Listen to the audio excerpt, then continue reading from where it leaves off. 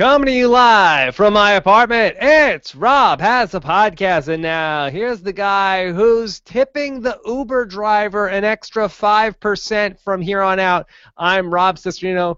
How you guys doing tonight? It's Amazing Race finale night, and here she is, the woman who is entering an Amazing Race hiatus now after tonight, after this Amazing Race hangover wears off, the great Jessica Leese. Hello, Rob. Jessica, happy finale night. Happy finale night to you, too. Yes, the big Amazing Race's biggest night. Here we are, and we have newly minted champions of the Amazing Race, and they are reporters. Yeah, Rob, I'm going to need that remix that guy did for Steven, where he just says winner's edit over a beat a whole bunch of times. I love that. Jaden James made that. Yeah, winner's edit, winner's edit, winner's edit. Winner's edit, and we did see this one coming. It was a little on the nose in terms of there was just the little engine that could. They just kept chopping away, second, but they said they persevered, and eventually Justin and Diana faltered, and then yada yada yada. Adirondack chairs. We have new champions of the Amazing Race in Joey and Kelsey. Congratulations. The Puppet Master and the Puppet Masteress? Puppet Mistress? Puppet Mistress? Okay. Sure. So there they are. The reporters are here. And congratulations to Joey and Kelsey, the winners of the Amazing Race. It's very exciting. All right, so we will talk about all that. We'll talk about whether the story is we will talk about whether the story is Joey and Kelsey winning or Justin and Diana losing. We will talk about much, much more here tonight. And we've got our chat room open. We've got our hashtag RHAP on Twitter. We're going to take your tweets, take your questions from YouTube, and very exciting stuff here tonight. Jess, how did you watch the finale tonight? Talk us through your process.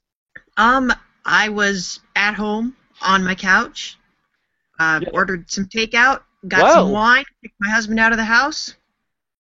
Yeah. It was a finale party of one. Yeah, why did your husband have to leave?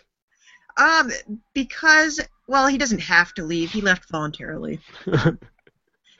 He's having dinner with his parents, and I'm totally happy to let him do that. Okay. So, Jess, were you excited to see the Amazing Race come to a locale that you are intimately familiar with? Yeah, as a matter of fact, I can see, not out in my actual window because our windows face west, but if you go up to the roof of my building, you can see Randall's Island from there. So we're pretty close. I'm about a mile away from where they were. Okay, so an exciting leg.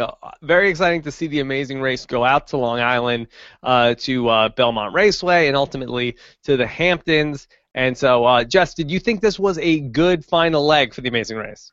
I thought, from a design standpoint, this was spectacular. This was really one of the better, task-wise and organization-wise. I thought this was one of the better final legs we've had. What is it that you're looking for when you say it's spectacular? I need to see a leg that's going to give people an opportunity to mix up the order. I don't want to see a bunch of tasks where the first person to show up is always going to be the first person to leave, and I don't want them to just kind of throw one cerebral thing at everybody and call it good. I kind of felt like that's how it was for the first half of it, and then when we got to the Adirondack chairs and ultimately the flags, I felt like those were the two spots where you really could have either lost ground or made up ground. Yeah, and we did see a little bit of switching up of the order, so I was happy with that. If it had been, I looked at the clock at the moment where I thought Kelsey and Joey had it locked up. That was 8:19 p.m. So, really, there was an outside chance we could have seen that change up, and I think kudos to the editors for kind of making me feel like maybe there was a chance. Yeah. But really, there was that point they took the lead and they never gave it up. So at that point where it looked like Justin and Diana might overtake Joey and Kelsey with the chairs, do you feel like was that a product of editing, or do you think that ultimately was that close in the moment? Well, you could see them in the same frame, and that's always how you can tell if it's close or not. If they keep cutting back and forth, it could be hours. You don't even know. I think it was, I don't think it was necessarily like down to like one piece of wood as it was implied, but I do think it was pretty close. Now, Jess, could you talk through exactly what happened with Justin and Diana in the taxi? So just talk me through it so I want to make sure that I'm understanding it. So they're in their taxi and they want the taxi driver not to leave, and the taxi driver is wanting an extra $100 on top of the fare, which is closing in on $100? Yeah, basically, I think what happened was Justin probably tried to negotiate a flat fare with the guy and said, like, if you stick with us all day long, we'll give you $100. And he decides at that point, you know, $100 isn't really enough for me. Like, the meter's probably already going to say $100 by that point. And so he wants more money because that is kind of like he's not going to come out ahead here. I think he originally thought he would. And then at that point, he wants to go back on the deal he made, and Justin does not want to honor that deal. And so Justin, despite being a native New Yorker who should know better than to think he can just go out on the street on Randall's Island and hail another cab, Justin lets that guy go. Now, how much money do you think they have on this leg? I would say they've probably got several $100s. If Wow. they're letting a cab drive them out to Belmont. So, yeah. Well, talk to me about this. Do you feel like was Justin being prudent in terms of saving some of that cash for at some other point in the final leg when they might have to take a cab, or do you feel like he was being a little bit of a cheapskate here? He was being a little bit of a cheapo depot, Rob. Cheapo depot. Because when he should know this because he's watched every season 3 times, but when do they ever ask people to pay for anything other than cabs on the final leg? Mm-hmm. Like, they're not really going to need that money for anything except getting a good driver. And in fairness, I think any New York City cab driver would have had a big problem with A, going to Randall's Island, and then B, being told, oh yeah, now we have to drive all the way out to Long Island. Mm-hmm. So that could be expensive. Yeah, that's going to be pretty expensive, and he's not going to get a fare back. It's going to take him an hour. You know, he's on the clock. He's trying to make money. He doesn't come out ahead on a lot of good days. So, yeah. You know, I have a friend who drives a cab, and I understand that there is a lot of hustling. Did they ever kick you out of it? No. Okay. No, they never kicked me out. My friends don't kick me out of cabs. Well, Jess, but hold on a second. That if you were on The Amazing Race and the cab driver said to you, you want me to wait here, I want an extra $100, would you do that? I mean, isn't that literally highway robbery? It is. Like, that guy was asking for too much money. But I think I could have talked him down. Mm-hmm. I could have said, if you get us where we need to go, I will give you all the money I have left, which is something that they frequently do on The Amazing Race. Yeah. But this was early in the leg, Jess. This was early in the leg, but I think once you get to Belmont and it says that you have to take a helicopter, Mm-hmm. like I think everybody settled up with their cab driver at Belmont, and it says take a helicopter. The helicopter's going to take you where you need to go. But did it say go to Belmont and take a helicopter, or did it say go to Belmont and when you got to Belmont there was a clue that said take a helicopter? When you got to Belmont, there was a clue that said take a helicopter, but at that point you settle up with your cab. Yeah, but you didn't know that you were gonna get on a helicopter. You could have said, then take the cab to, some other point on Long Island. I think at any point when you're leaving a cab and getting into a helicopter, you're not coming back to where the cab is. So that is where your transaction with the cab ends. No, I'm just saying, but I don't think at the point where Justin is negotiating with the cab driver, he is not omniscient. He doesn't know that there's a helicopter ride waiting on. He doesn't, but he knows there's something at the end of his transaction with the cab driver, and he knows that there's going to be a point at which he parts ways with the guy. And if that guy gets him to that point, then, we can talk about additional compensation. Yeah. So you feel like that this was a very bad job for Justin? Yeah, it was short-sighted of Justin. I don't know if I would go as far as to say it was a very bad job, but I think his biggest problem was that he didn't get an understanding cab driver that had a lot of patience with being on the race, and was trying to make a little extra. Justin wasn't about to let that happen. Justin didn't realize he was in the middle of, the wilderness in New York City. He's not getting another cab. Right. They had to basically it's going to be another like 45 minutes on top of that if they have to get on a bus and go back to the Upper East Side and get a cab from there. So if I'm reading between the lines, what you're saying is that you can't let a cab driver walk away with you over a dispute over money. So while the $100 was a total ripoff that the cab driver wanted, you've got to negotiate that guy down or ultimately meet his demands because you can't be left without a cab in the final leg of The Amazing Race. Rob, has anybody ever won The Amazing Race after they abandoned their cab? It's a fair point. That's really your lifeline. This guy can be, he can basically hold you up for whatever he wants at that point, and you just have to meet his demands. You do negotiate with somebody who is ripping you off.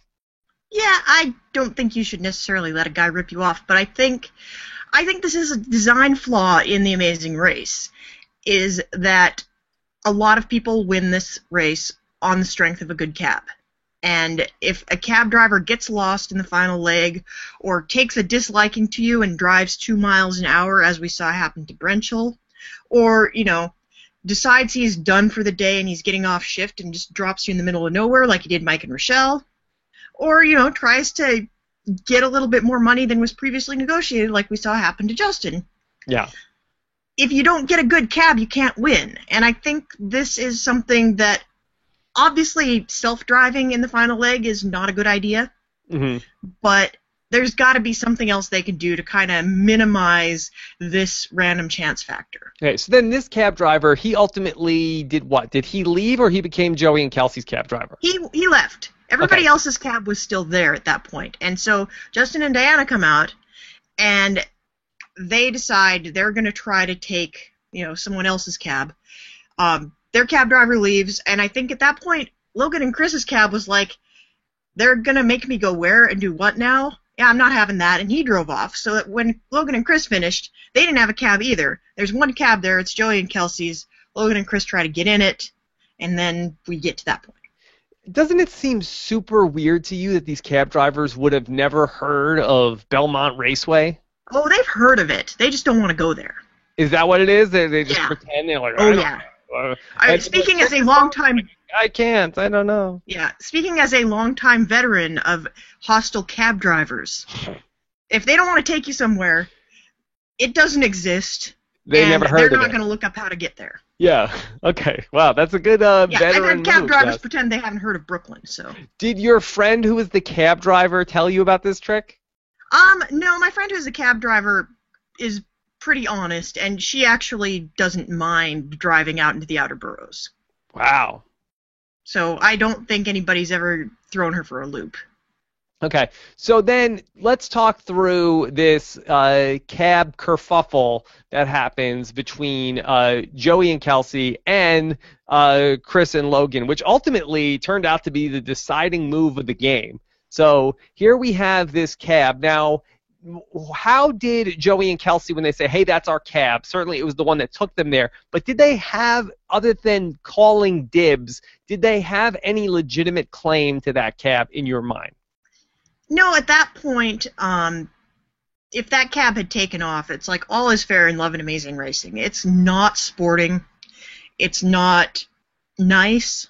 But it happens. Because we've seen certainly, Jess, in previous seasons where, oh, my stuff was in there, you touched my stuff, you took my backpack out of the cab. So this was completely an untainted cab. Yeah, the rules are if you have stuff in the car, they cannot take the cab because your stuff is in it, and you cannot touch anybody else's stuff.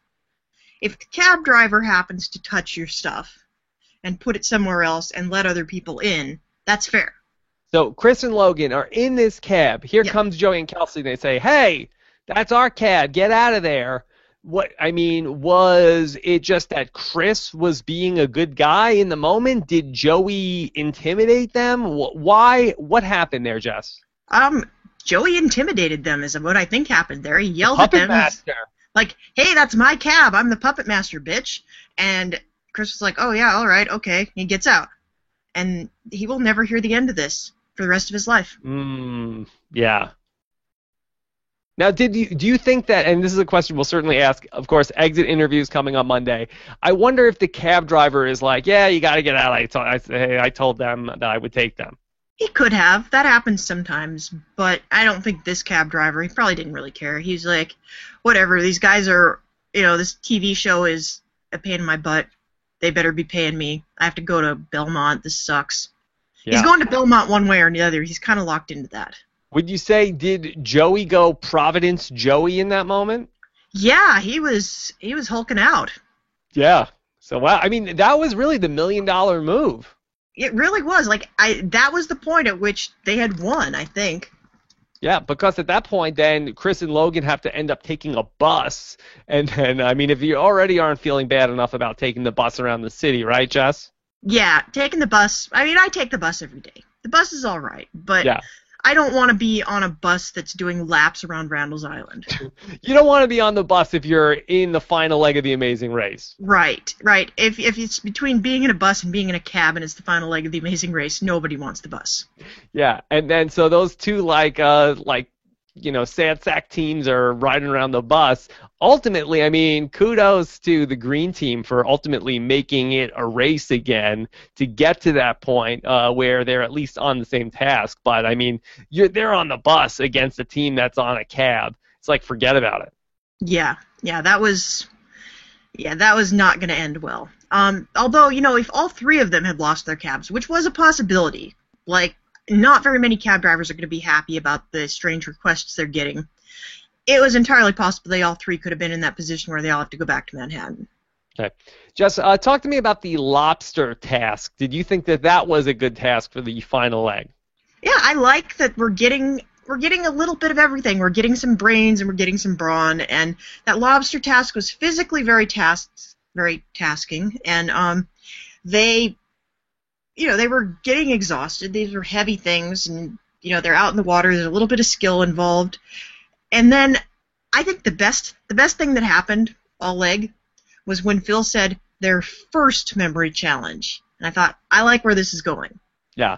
It's not going to come down to one. We're going to do several. We're going to do this in stages. We're going to let you do one to start after you do the, flashy task. You're going to do a memory task. Then you're going to do a physically exhausting thing and have to do another memory task. And now we're going to do something with precision, and then we're going to do another memory task. Now, do you feel like the memory task translates to the viewers at home? Because on Survivor, they talk a lot about the memory task, and it's sort of like it's a thing where you can play it at home.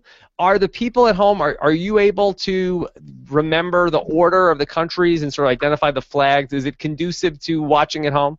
Yeah, I don't think it translates particularly well, because unless you're sitting there with your finger on the pause button, you're not going to see all of the options. I would like it a little bit better if we got a little bit of a better shot of what they were working with at the beginning of every task. And then you can kind of think about it in terms of what they're doing wrong. And in some cases, they do a very good job of highlighting exactly what they're doing wrong. As in the case of, where is the flag for Africa? Yes, the African flag. Yeah, or they had a helmet that said Rio de Janeiro, and they had a helmet that said Brasilia, and you have to know that Rio is not the capital of Brazil. Yeah. Well, the race did get kind of sneaky with putting in that extra flag on the lobster part, the lobster memorization task. Yeah, I loved when Justin said, wouldn't it be great if they gave us an extra flag, and it was just to mess with people, and Diana holds up the extra flags like, yeah, they did. Yeah. That was fantastic. Yeah, for Logan and Chris, that was really the death blow then. Yeah, that was where they really fell out of it. And I'm glad we didn't see both teams fall out of it right away. That would have made for a really dull leg.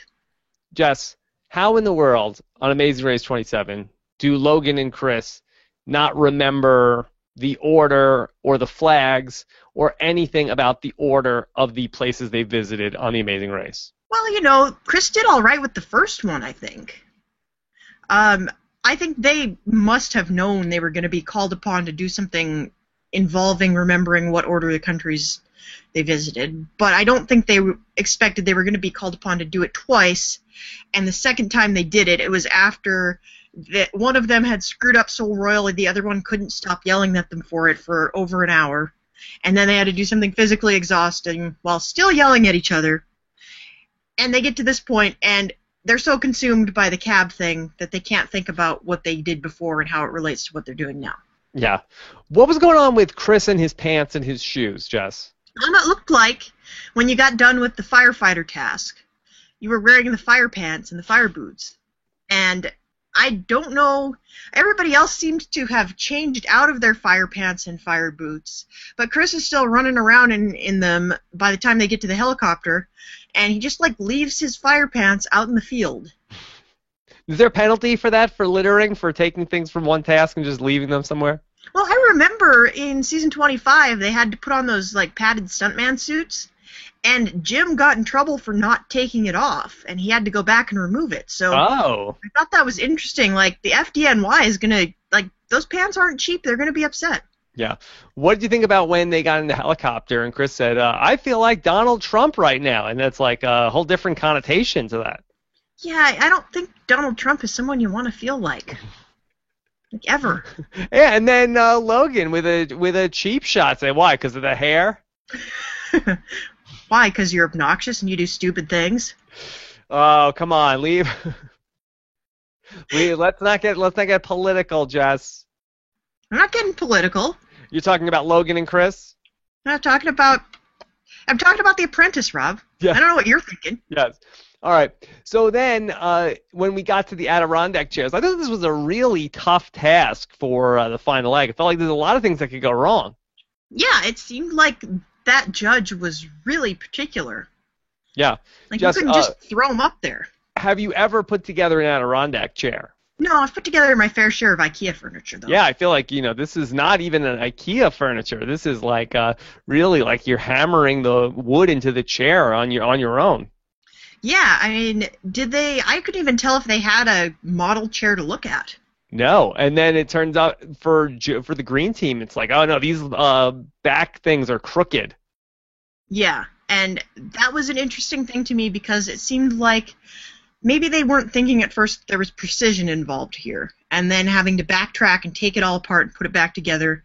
I thought that was another opportunity where a team that was really, really good at that could have pulled ahead, and Justin and Diana indeed almost did. Yeah, it really was very, very close, and it turned out, who knew, putting together Adirondack chairs was in Diana's wheelhouse. Yeah, well, maybe she puts together a lot of IKEA furniture. I guess so, but there's not a lot of hammering with the IKEA furniture. Yeah, sometimes there is. Sometimes you have to have the rubber mallet to pound the pieces into place. Yeah, sometimes. I noticed that with our Expedite bookshelf. Oh yeah, those are nice. Those are the best. We have a lot of those at my house. Yeah, I miss those. The new ones aren't as good. Yeah, not as good. All right, well, we'll podcast about that at some other point. The great IKEA furniture. IKEA cast. Sure. Okay, Jess, what else from this final leg? What else from this final leg? I thought it was interesting. We got a lot of reaction from the other teams at the mat. And I thought that was interesting. There's a little more interaction than we typically get. We haven't gotten that much for a long time. We're cutting to shocked faces when Logan and Chris say they have to work on their communication. We see Joey borrowing the Mr. T necklace from Enoch. Funny. That was pretty funny. Yeah. And I also thought it was interesting that we see Justin and Diana talking about their loss hours later because it's dark out by that point. And Justin is still crying about this. Mm-hmm. It's a tough blow to get over, Jess. Yeah, if he's going to cry about anything, I guess he's going to cry about this. But it seemed like he was crying for a very long time. Yeah. Hope he was drinking water. All right, well, let's just try to put this all into context. Let's start with the win from Joey and Kelsey. Jess, could you write the first paragraph of their Amazing Race wiki page? All right. Joey and Kelsey, reporters from Santa Barbara, California. Yes. Good season start. 27 of The Amazing Race. Okay. Do I get to write this in a literary style, or am I writing this like Wikipedia? Why don't you write it like more of an opinion piece? All right, once upon a time. Yes, write the newspaper article tomorrow. That's no fun either, Rob. Yeah. Okay. What would be the most fun way to do it? Once upon a time, there was a really lovely pair of reporters. They were very nice people. They were very good looking. And they lived in a magical land of Santa Barbara. And then they went on a magical trip around the world. And they came in second place. A lot. They continued to win the silver medal on every single competition for weeks and weeks in a row until the very end, when they yelled at the right people and put together the right furniture and pulled ahead to win the only leg that matters and $1 million, and they became the king and queen of the Amazing Race 27, and they lived happily ever after. That's such a fairy tale of that. Always the bridesmaid, always the bridesmaid, always the bridesmaid, finally the bride in the final leg. Yep, they're like 27 Dresses, the TV show. I think we got our hashtag for tonight. Well done. Yes. Yeah. So does that make Kelsey the Katherine Heigl? Yes. And Joey is whatever that dude was. The guy from Enchanted. Yeah. Yeah. I that movie is on sometimes, and I think I'm in the room when it's on, but I would not say I've ever watched it. Yeah. Okay. Well, I wouldn't say I ever watched it either. Okay. All right, and now let's talk about on the other end of the spectrum. If we're going to write the legacy of Justin and Diana, how does that go, Jess? I think Justin and Diana were set up as the villains, I think, throughout the entirety of the race. It was more like everybody was not in a race to win $1 million. They were in a race to beat Justin and Diana.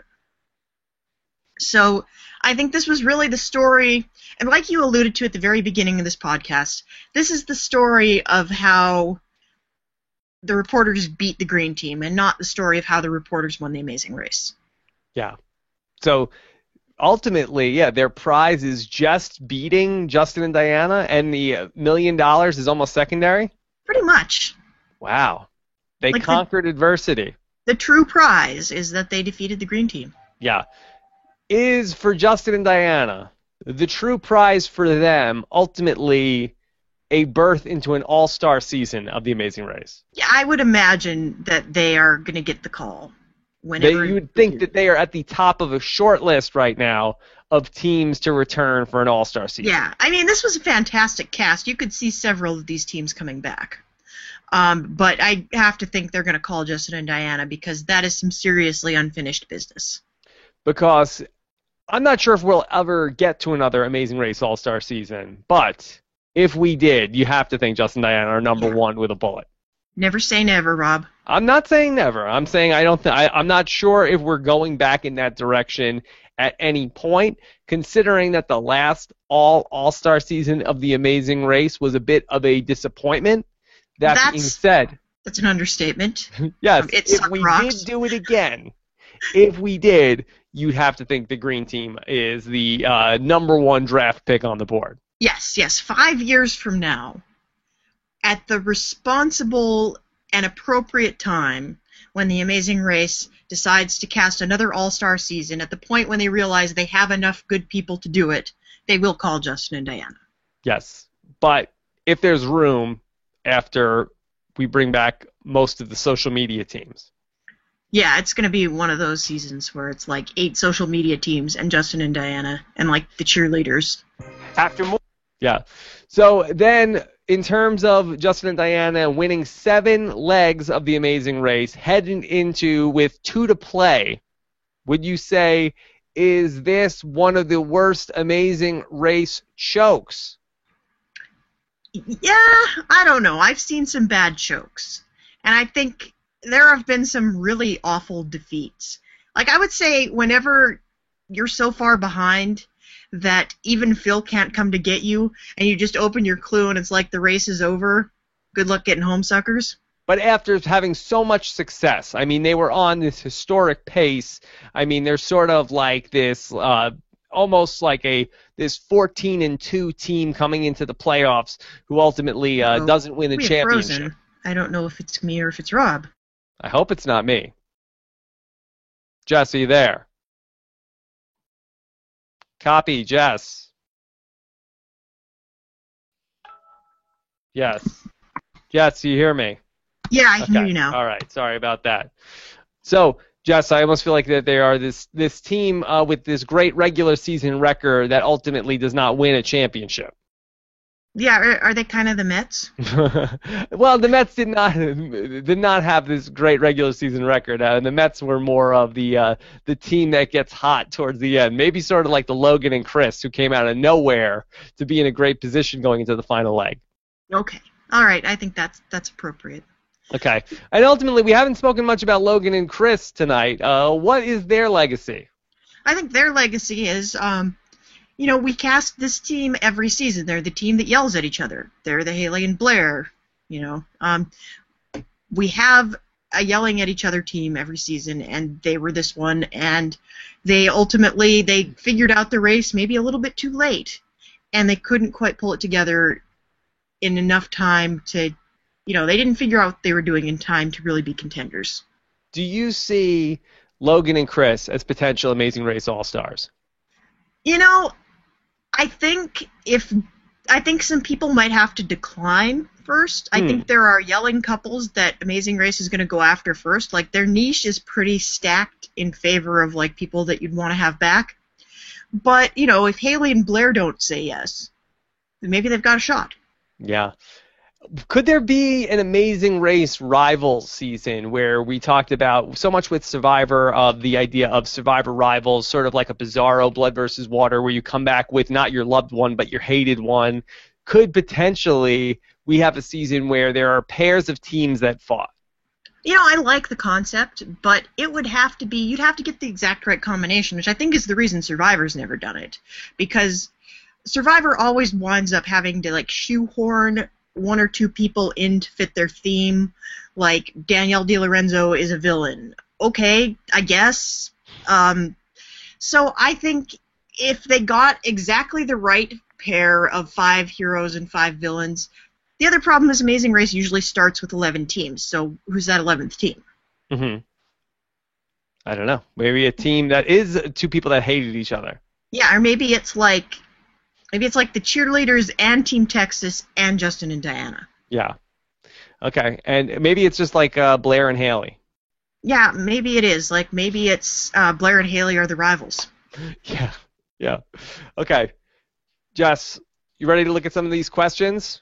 Yes, please. All right, here we go. Let's fire up the questions here from tonight from our Amazing Race finale, and this is from ID Institute, who says, I feel like the reporters would have been so much more likable had their second place arc not been so forced down our throats.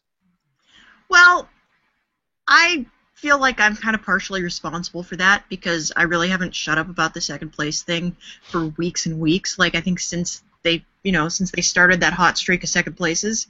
Mm-hmm. I feel like maybe if I hadn't kept pointing it out, you guys might be a little happier with it.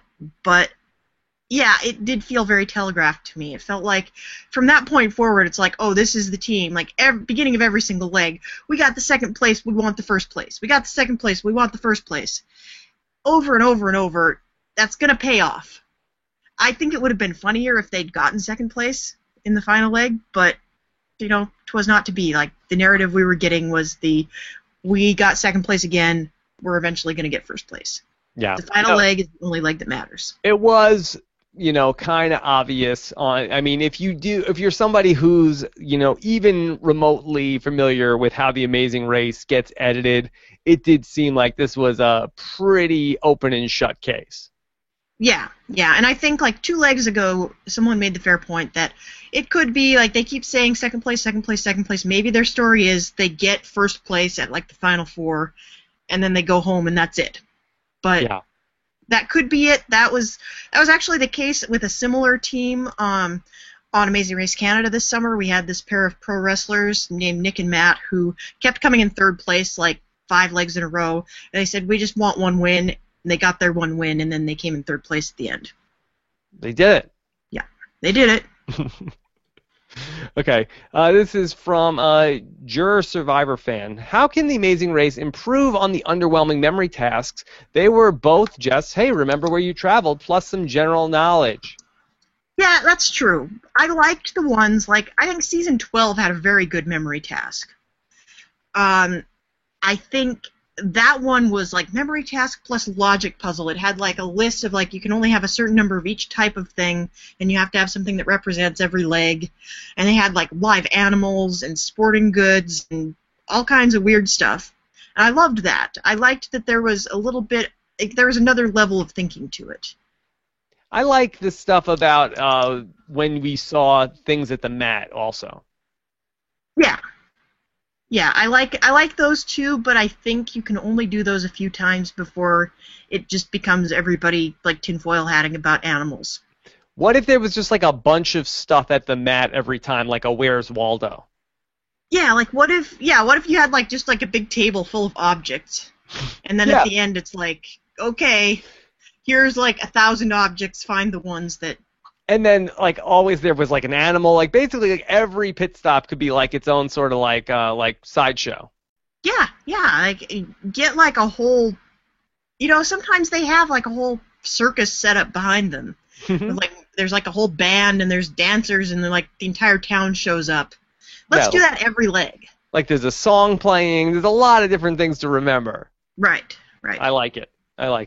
Okay, let's keep going, and this is from Keith Dixon, who says, did they purposely have the finish line where the only way they could get there was on a skinny bridge? No race to the finish. That's a good point. But I think at this point, we've only had a foot race to the finish, like, twice.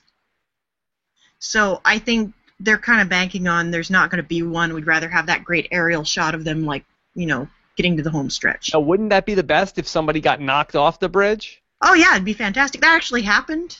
Not at the finish line, but at one of the pit stops in, I think, season 15. Like, there was a little bridge you had to cross over, and the Globetrotters ran into these two brothers and knocked one of them into the water, and it was a big thing. Yeah, I think that would be very exciting TV. Nick Sonis wants to know, hailing a cab on Randall's Island isn't easy. Classic 5-hole from Justin from the Bronx. Bop, bop, bop, bop, bop. Not a 5-hole. Not a 5-hole. Not a 5-hole. 5-hole is when you do something for a living and a task comes up on The Amazing Race that is tangentially related to what you do for a living, and then you utterly fail at that task despite it being related to something you do every day of your life. So what is this? This is the hometown curse, I think. Hometown curse. Like, we've talked about the hometown curse before, and I think more often than not it helps you when the race is in your hometown. I don't know that it would have helped Justin that much. It's kind of like if you're from Boston and the final leg is in Springfield. But basically, it's like the hometown curse goes back to season 1, when you had Frank and Margarita, who were from Queens. They lived in Queens, and the final leg was all in Queens. And they thought they knew the streets better than the cab driver and gave the cab driver this very specific route, and ended up like Robin Brennan's cab driver went somewhere that's far more direct and far less trafficy, and they ended up taking the lead and winning out from under two people that thought they knew better. Mm-hmm. It'll happen. It'll happen. Yeah, hometown curse. That's the thing. All right. Mr. Air Sonic says, so Justin and Diana are probably locks for All-Star / Unfinished Business. Any other candidates? I would say pretty much anyone from the 6. Yeah, I think this was a really strong cast. Well, Joey and Kelsey, they're out in terms they're of retired. They've won, they retired, have fun. Rest on your laurels. Yeah, go. Yeah. There'll be anchoring, anchors away. Yeah. Okay. Yeah. So then let's back it up. Cheerleaders, you think they're in the mix? Cheerleaders are a lock to be asked back. Wow. Because female teams, very hard to cast on returning seasons. They're at a premium. Boy, Jess, I got to say also that I didn't mention at the top of the show, but they were great on their exit interview. They really were. Knocked it out of the park. Dropped some very podcasty references in, made it clear they were happy to be there, and really dropped some great information on you, I thought. I thought it was probably the strongest exit interview of the season. And we had a lot to talk about, from coming off of that episode. And it didn't hurt that you could hear them, which is not they had good true. connections, and that's not always the case on these Amazing Race exit interviews. We'll see what happens on Monday. Then Mother Boy, I think parent-child teams also kind of hard to cast, and they were pretty memorable. Yeah. So I think they'd be in the mix. I don't know that they'd be locks to be asked back, but I think it's high probability that they get on the board at some point. Yeah, and Dave and Connor already won, so they take them out of the mix. Yeah, Dave and Connor are It was never a blind date season. We didn't have any parent-kid teams. Parent-kid blind date would be a fun season, though. Yeah. It's just a random kid. It's like adoption. Yeah, it's like you get paired with like a random person old enough to be your parent. Okay. All right. Let's go with that. Okay. And then who else was in this? Who was at 6? We had Team Texas. Team Texas. We had Logan and Chris. We haven't talked about either of them. And I got think a lot of Team Texas type teams. Yeah, I think we do get a lot of Team Texas type teams, and I think in the context of like if they want to bring them back to have the rivalry, they would do that. But otherwise, I don't think they wouldn't be the first ones on the board. Okay. All right. Mike Bloom, who was great on the Survivor voicemails, it's overshadowed by Boston Rob, but Mike Bloom was great too, was the taxi scuffle. I called it the cap kerfuffle, the most exciting thing to happen in a finale since the foot race in Season 2. That sounds like a detour. Are you going to choose taxi scuffle or cab kerfuffle? Yeah. Yeah, people in the chat room were saying kerfuffle's too hard to spell. I believe it should be taxi tussle or cab kerfuffle. All right, I can go with that. So, what was the question? Most exciting finale moments in Season 2. Yeah, finale moments, generally few and far between. I thought this was a pretty good one. Yeah. So, yeah, that's good. Certainly memorable. Yes, definitely memorable. Okay. So, most memorable since Season 2? That's a lot of seasons in there. It's a lot of seasons in there. Okay, this is from N. Pleasant. Could this season go down with 3, 11, and 19 as the best Amazing Race season of all time? Is this a top 4 Amazing Race season for you, Jess? Okay, for starters, I don't think I'd have any of those seasons in my top 5. I'd like this person talking like it is a foregone conclusion that these are the 4 best seasons ever, like it is commonly accepted that these are like the Coral Island of Amazing Race. Not necessarily true. I think it's very objective. I think it's very subjective. I think there are a lot of criteria to consider. I don't even know if I have a top 5, but I think this was probably a top 50th percentile season. I think we had a great route. Half. Yeah, top half. We have a great route, great cast. I thought it was a lot of fun. I would definitely say it is one of the better seasons. Certainly one of the better ones we've had. Maybe the best one we've had since 23. Better than 25? I feel like that 25 we usually talk about as the best season that we've covered. 25 was pretty good. But I would give the edge, like, cast-wise. I think 27 was a slightly stronger cast. I feel like you're sleeping on 25 a little bit. Maybe. We had fun with 25. Why? Because Whitney and Keith were on it? That's why it's down in your rankings? Rob, maybe my perception of season 25 is colored a little bit by some negative experiences I had with people telling Whitney and Keith that I hated them. And this cast has been nothing but delightful from start to finish when it comes to reacting with Rob Has a Podcast, and maybe that's just my primary criteria. But, okay, 25 was a great cast. 27 was also a great cast. Okay. I think they're both very good. I think we are getting into, like, reverse Star Trek movie syndrome here, where all of the odd-numbered seasons are very good and the even-numbered seasons maybe a little weaker. Speaking of even-numbered seasons, did you catch any of the preview for season 28?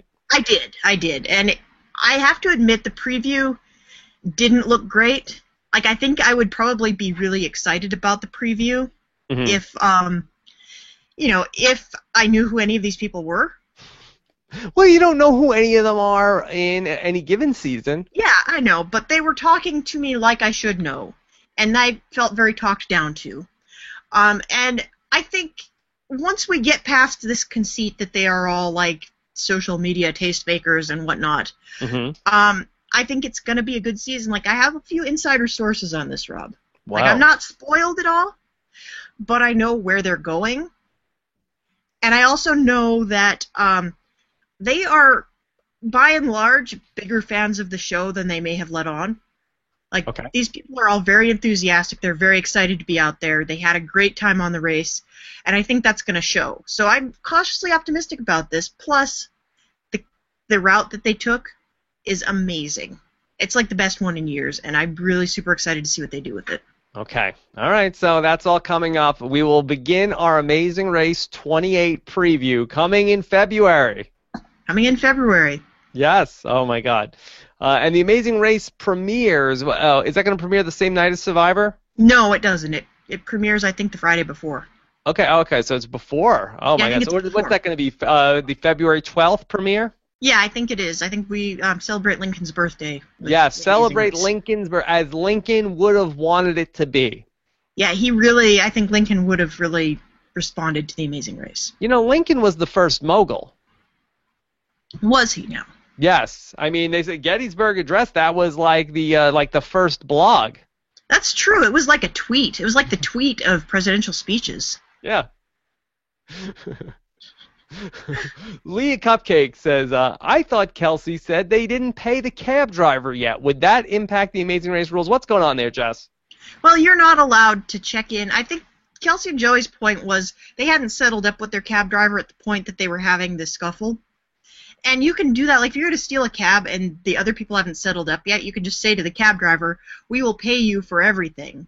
Like, we'll pay you for, like, you taking Kelsey and Joey from the airport to here, and then for taking us from here to wherever. But I think that was their point. Like, we haven't closed out our tab yet, so you can't start drinking on our tab. Next season, will the racers be able to pay cab drivers in retweets? If I was a cab driver, I would not accept that bargain. What if you were the owner of the cab company and a retweet could have really helped your business? Does social media really help out cab services? What if the social media mogul said, I will tell all my followers to leave you 5-star reviews on Yelp? I don't know how much that would help. It might help in, like, small business owners might appreciate that. Like, depends on the cab company, I guess. Yes, I think so. I mean, if any of the moguls said, Rob, I'll tell all of my social media followers to leave you 5-star reviews on iTunes, I would totally shill out all next season. Rob, would you give them free things in exchange for 2 earbud reviews? No, I would not. Jeremiah Yap said, did having 3 memory tests in the final leg make up for the teams having to not drive all season? That really bothered some people. I've seen this a lot on Twitter. Yeah, people really missed those Ford endorsements. Yeah. And I think I do like it when they have to self-drive. One of the things that they've done, at least in earlier legs, in earlier seasons, they had this situation where, like, you would get into a car with a driver and he would go wherever you told him to, but you were not allowed to drive the car yourself. I thought that was an interesting way to, like, get around, like, people violating traffic laws, but also, I think the insurance premiums are a little bit lower in that case, and it also, you don't have necessarily a cab that's going to, like, try to run up your meter, or in places where you don't have cabs. Okay. Let's do some more questions here with Jess. Nick Sonis, how did Justin know the words to Phil's speech ahead of time? 5 continents, 10 countries, 34,000 miles, etc. How do you think Justin knew the words to that? Well, here's it's easy enough to count the continents. It's easy enough to count the countries. The 34,000 miles, that seems impressive. That's a little impressive, but he could have just taken, like, an average of, like, every race they've ever done. Or he could have been keeping, like, relative track in his head. Or he could read the cue card. He could read the cue card. I don't think Phil has a cue card. Phil might have a cue card. Is it possible? If he can, hold on. If Phil has a cue card, then that's kind of a jerk move by Justin to be reading off Phil's cue card. It is. Rob, this is the most important thing that you need to ask the green team when you interview them on Monday. Like, don't let me down on this. Did Phil have a cue card? How did they know it was 34,000 miles, or does Phil have a cue card? Yes, does Phil have a cue card? That is something you need to learn on Monday. Because, right, wouldn't that be in any sort of, like, professional, like, broadcast, like, the reporters wouldn't stand for that. They should have, Joey should have punched Justin if that was the case, if he was reading somebody else's line on the cue card. Yeah, I mean, they take their teleprompters very seriously. Very unprofessional. Yes. Yeah. Okay, then Matthew says, during the offseason, does Jess want to have a mock second chance poll with Dan Heaton? Well, I'm not going to spoil any specifics, but we are talking about doing a little bit of supplementary Amazing Race content in the off-season, and I know there's going to be at least one Amazing Race podcast that hits your ears between now and February. Jess, do you think that that's something the Amazing Race would ever turn to, a Survivor-style vote to vote teams back into the Amazing Race? You know, that would be really interesting. I'd be into that, and I think it's worked very, very well for Survivor. I think the bigger problem Amazing Race has is that with Survivor, almost everybody is eager to come back. They're very excited. They all want another chance. With Amazing Race, you have a couple more layers of complexity. You have some people aren't necessarily still on good speaking terms with their race partner. Other people, they've moved on with their lives. They can't, both leave their tiny kids behind. We can't ask Chack Attack back because, newsflash, they're also expecting a baby. What? Yeah, baby Chack due this spring. Wow. Congratulations to them. If you asked them back right now, they couldn't do it. Hold on, let me play with my Chack Attack sound effects. Do I have any? I thought you had a bunch. You were like the biggest Chack fan there is. I know. OMG. That was appropriate. Very appropriate. So, Amazing Race partners don't always, one of them wants to do it, the other one doesn't. And I think it's a lot harder to say we've got 30 good Amazing Race teams and we want you to vote in, or, we've got 15 good Amazing Race teams and we want you to vote in 11 of them. I think that's harder to do, and I think that's one of the reasons that we always have duds on our All-Star casts. I'd be very surprised if we did a vote in for the Amazing Race cast. Yeah, I think they also assume that not enough people care. They're not getting 10 million votes. That's not Jess, let's do one last question, then we'll put a bow on all this. You're a Survivor fan. Who won the crying battle of this year? At Justin Classic 1 or Stephen Fishback? I really enjoyed both. Two people who really wanted it bad. Two people that know it all. Or claim to. And cried it all out of their faces. Yes. Yeah, Who won? Who was the best crier? We, the viewers, won that competition. Yeah. Will Justin read any poems for soon? I don't know that Justin's got the Gerard Manley Hopkins chops. Oh, but he can rap. He can rap. Yeah. But I don't know. We'll see. See if we can get him to recite any poetry on Monday. Jess, what was the highlight of this season for you? When you think back to Amazing Race 27, what's the one iconic image that you will think of? I think my favorite mental image, this is kind of not the same question here, but I think my favorite mental image was of all the teams trying to rap in French. Especially Joey with his hat on backwards, trying to be hip-hoppy, and Denise really not getting what it meant to rap. Yeah. That was a really fantastic task. Yeah. And I think I will also remember walking with lions and walking with the basket on your head. Yeah. Those were pretty good, too. Okay. Good times all around, Amazing Race 27. Yes. Very good times all around. Okay. Jess, very sad to say, that's it for the Amazing Race 27. Until we get to our exit interviews on Monday. Yeah, we still got that to look forward to. Yeah, that should be very fun. Always a good podcast when we talk to the final three teams. We'll have that coming up hopefully by midday, later into the evening on Monday. So that's very exciting. Kicking off our finale week, where we will get to the Survivor finale, where we will get to Survivor exit interviews, all that good stuff coming up next week on Robin's podcast. Jess, what is the hashtag for our final Amazing Race podcast of the season? I like Providence Joey. Providence Joey came out. That is a deep cut RHAP reference for our Amazing Race fans. Yeah, I think people will like that. Yeah, people are also rooting for Cab Kerfuffle. Yeah, but I had a couple of people complain they didn't know how to spell kerfuffle, so people know how to spell Providence Joey. That is tricky to spell kerfuffle. I don't think I could do it either. Yeah, all right. Some people do. Some people are very good at it. But all right, follow Jessica Leese on Twitter. She's at Haymaker Hattie. Why wouldn't you? Yeah, you really She's should. Very witty. Yep, a live tweet, Survivor, and The Amazing Race. It's a good time. It's a good time.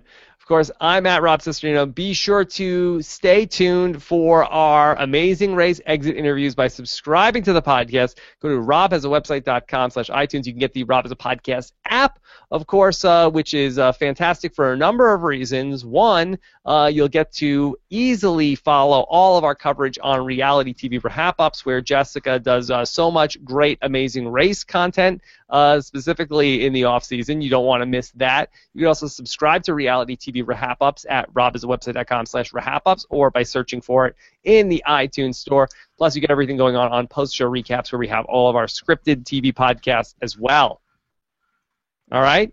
So much content. So much great stuff. So much great stuff. All right, everybody. Thank you so much for your support of our Amazing Race podcast again this season. It was a pleasure, Jessica, to come on every Friday and talk with you. Pleasure was all mine, Rob. Yeah, it was a lot of fun. We've done it so many seasons now, but it's always a treat. Thanks, everybody who stuck with us all season long. We always appreciate it, and looking forward to hearing what you guys have to say in the comments of robhasawebsite.com. Have a great night, everybody, and we'll talk to you again soon. Take care.